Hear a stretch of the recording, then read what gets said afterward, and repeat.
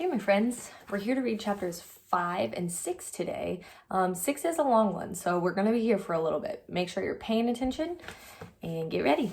Remember, chapter 5 is called Crossing Leashes. As Amelia Bedelia headed out of the park toward Maple Street, she ran into the boy and his poodle. Just to be friendly, Amelia Bedelia said, "Nice dog." "Thanks," said the boy. "You've got a lot of nice dogs." Amelia Bedelia's pack of dogs strained at their leashes, dragging her over to the poodle. The dogs let out little yips of greetings and approval while they were sniffing and snuffling one another.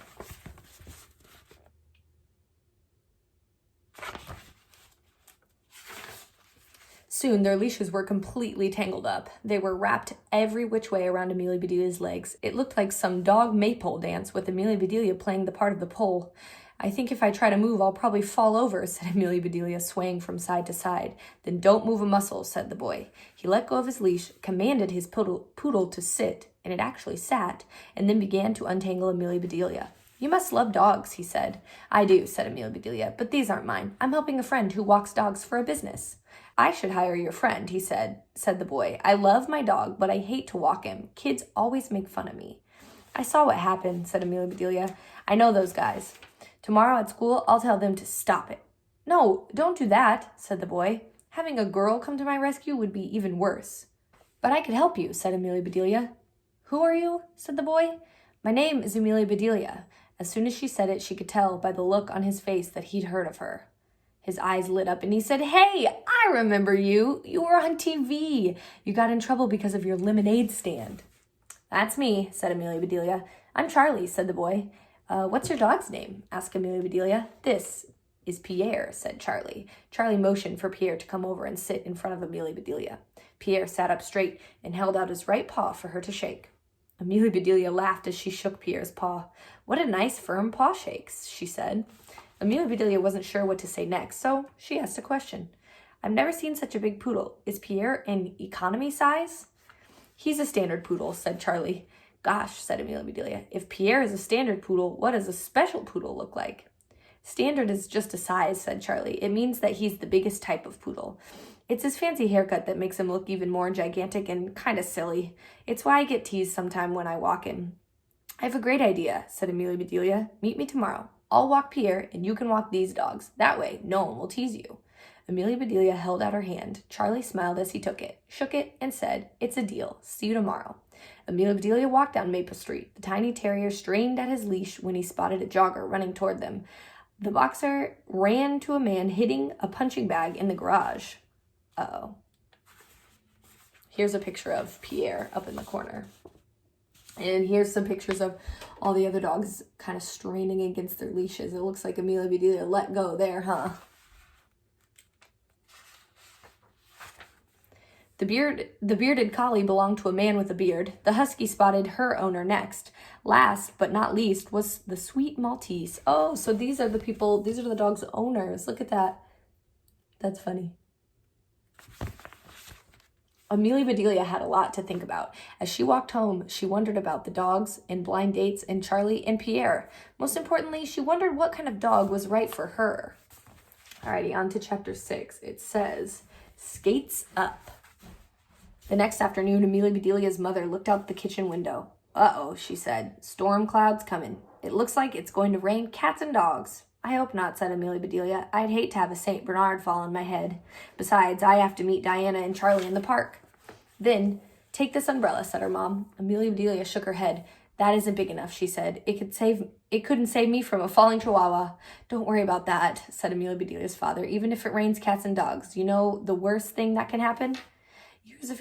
Years of experience warned Amelia Bedelia not to ask, but she did anyway. "No, Dad," she said. "What's the worst thing that can happen?"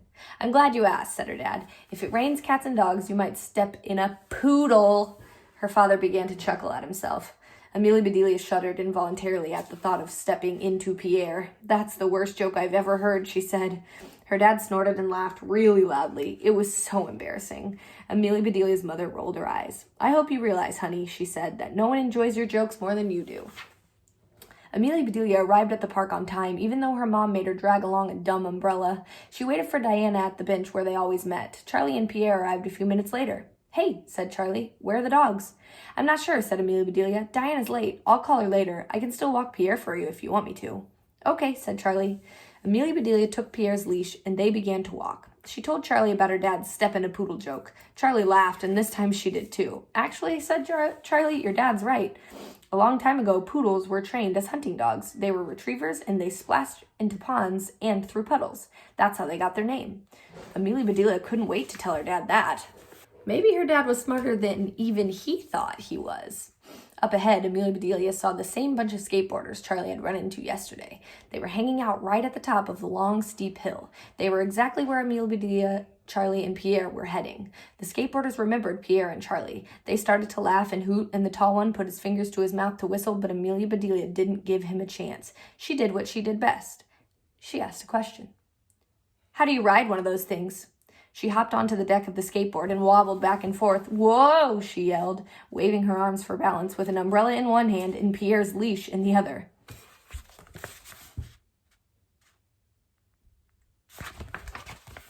It's super easy, said one of the guys. Just head downhill and lean from side to side, like riding a wave on a surfboard.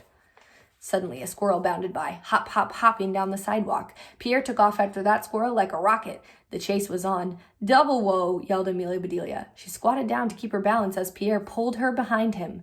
Pierre may have looked slightly silly with his groomed and puffy coat, but under those fluffy pom-poms were strong, rippling muscles. He pulled Amelia Bedelia along with no trouble at all. The squirrel raced ahead. Pierre, barking happily, chased the squirrel, and zipping behind them was Amelia Bedelia. Stop, stop, please, stop! She hollered all the way down the hill. The long, steep sidewalk ended at a large circular fountain with a round pool that was deep enough for wading. In the center was a statue of a mermaid that spit water into the sky. The mermaid reminded Amelia Bedelia of her mom spitting out her water at the dinner table. Even though she was scared, Amelia Bedelia began to giggle. Then she stopped. Amelia Bedelia was going so fast she couldn't jump off. She wished her mom could help her now. If she fell, she'd be one giant scab. She wished she'd ask the skateboarder another question. How do you stop? The squirrel zigzagged furiously, but kept heading for the fountain, with Pierre hot on his trail and Amelia Bedelia holding on for dear life. She leaned backward, forward, from side to side, twisting and turning to keep her balance. Amelia Bedelia heard shouting. She looked over her shoulder and saw Charlie. He was leading the pack of skateboarders who were cheering her on. Look at her. She's carving like an expert. What a natural. She'll get hurt, yelled Charlie. Just then, the squirrel darted to the left, so did Pierre, yanking the leash out of Amelia Bedelia's hand. Now she was heading straight for the fountain. Amelia Bedelia leaned back. Pop went her umbrella as it opened behind her and began to slow her down. The front wheel of the skateboard jumped up onto the rim of the fountain. The spitting mermaid was the last thing Amelia Bedelia saw before she shut her eyes. Charlie and the skateboarders saw the front end of the skateboard just clear the edge of the fountain. Amelia Bedelia leaned forward toward the mermaid statue to catch her balance. Then she leaned backwards as far as she could. She rode the rim of the fountain in a complete and perfect circle. By the time she came around to where she had started, the skateboard had run out of steam. Amelia Bedelia jumped to the ground. The skateboarders and Charlie stood in stunned silence. Then they all let out a huge whoop and raced toward her. Charlie was the first to reach Amelia Bedelia. Are you all right? He said. I guess so. Yep, she said. The skateboarders went wild. They hoisted Amelia Bedelia onto their shoulders and carried her around and around and around the fountain. You're amazing. What a set of moves. How did you do that? Teach us how to ride like that. Amelia Bedelia laughed. Okay, but maybe some other day, she said. We won't put you down until you promise, said the guys. I promise, said Amelia Bedelia, but then she panicked. Where's Pierre? Charlie pointed at a tree. Pierre was leaping up on the trunk and barking from a high branch. A chattering squirrel hurled nuts at Pierre's head. Amelia Bedelia and Charlie ran over and grabbed Pierre's leash. That was cool, Amelia Bedelia said. That was cool, Amelia Bedelia, said Charlie. It was amazing that you hung on to Pierre's leash. Thanks. No problem, said Amelia Bedelia. I know, said Charlie. Let's go to Pete's Diner to celebrate. This is Amelia Bedelia getting hoisted up by those skateboarders. Today, you can get 2 hot fudge sundaes for the price of 1. Great, said Amelia Bedelia. She hoped her knees would stop shaking by the time they got there. Amelia Bedelia and Charlie spent the rest of the afternoon at Pete's. Charlie told her all about Pierre and poodles. Amelia Bedelia learned that Charlie's mom was passionate about poodles, but that Pierre was Charlie's responsibility. He fed Pierre and walked Pierre and even groomed and bathed Pierre. My mom thinks I do a great job, Charlie said. She even entered Pierre in that big dog show on Saturday night. She sure will win first prize. You will, said Amelia Bedelia. Pierre is amazing. Boom! Went a clap of thunder. It began to rain, cats and dogs. Poor Pierre was outside getting soaked. Amelia Bedelia pleaded with Pete until he let Pierre come inside. Just this once. Charlie parked Pierre under the table in their booth. Keep him quiet and out of the way, said Pete. I don't want anyone to step in a poodle. From under the table, Pierre let out a huge yawn.